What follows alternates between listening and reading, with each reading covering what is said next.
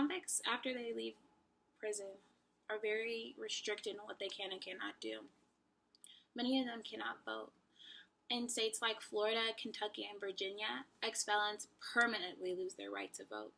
9 other states have such restrictions in place for 2 or more years, and then some states just temporarily prohibit parolees from voting. This is stated in the limits of citizenship rights and of prisoners and ex-prisoners in USA. What it does is that it sends the message that they are outside the realm of citizenry, states by Drain and Canaan in limits of citizenship. And it's just all weird because in places like Israel or Belgium, they allow everyone to vote, no matter where you are, no matter if you're in a prison, no matter if you're walking free, doesn't matter. Your right to vote is your right to vote, no matter what stance you're in.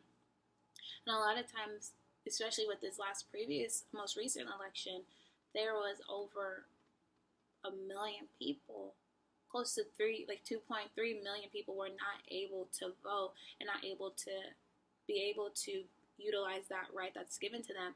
And just because all of them are in prison now doesn't mean they're always going to be in prison. So the representative who's representing them will represent them at one point in time, and they have no rights to be able to dictate and help figure out if that person should be in power. They also have problems with finding a job. In fact, only about half of people who get released from prison will find a job in the first year of their release. And when they do, they're really working in something that pays around $8 an hour, either in construction, manual labor, maintenance, or in factories. In Drain and Canaan limits of citizenship, it states that most states impose restrictions and prohibit the hiring of ex-prisoners in fields such as law, education, real estate, nursing, and medicine. Most other states will stop you from handling money, like working as a cashier in a supermarket or working as a bank teller. You can't have security jobs. And 6 states permanently bar ex-prisoners from holding any public employment at all.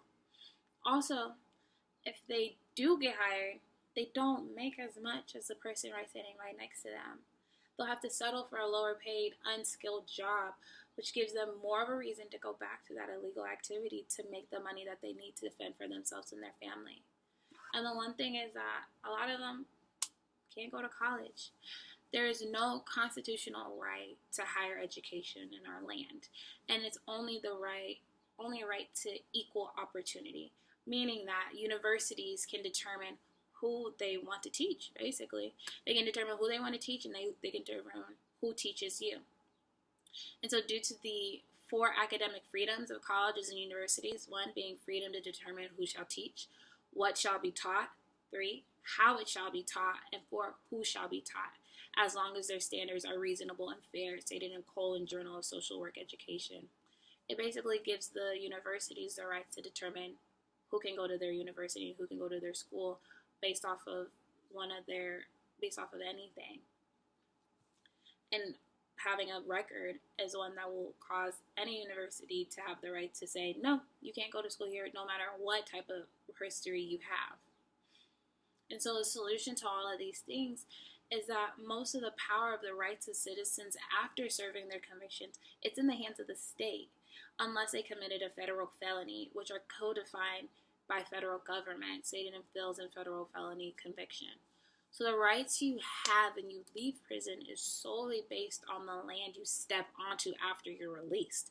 So some states that hindering your rights are based on time, while others won't be reversed at all. Some, you need a pardon from the president. You need an executive or judicial order that will now reverse those restrictions and allow you to have the same rights as any person, but as long as they prove that they have been rehabilitated, stated in Ellis and federal felony conviction. It should be a decision by federal government. It should be a decision by federal government and should not be a state-by-state thing. And if you look at other states that grant their citizens rights, they're doing just fine. States like Arizona, when you leave, you lose your right to vote, serve on a jury, hold a public office, and own a firearm. But first-time offenders will have their rights automatically restored after their sentence. In Vermont, you lose your right to serve on a jury, but that right can be restored by a pardon.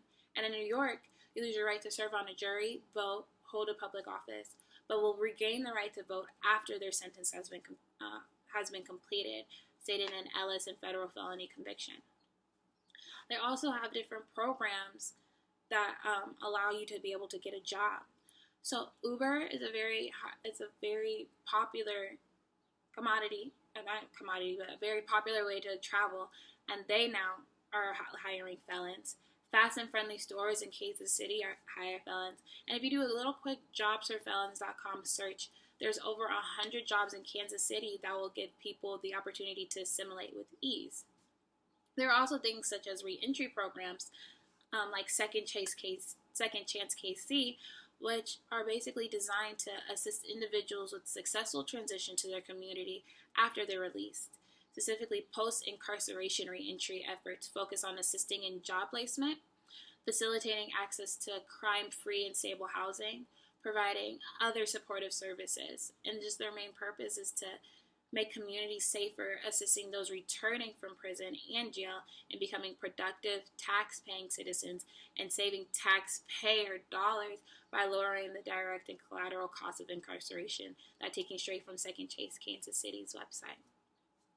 And these reentry programs are all across the nation. In Newark, New Jersey, the reentry program started by Mayor Cory Booker began in 2008, which showed that 60% of those who took part in the reentry program have managed to find work, and only 10% of them have reoffended.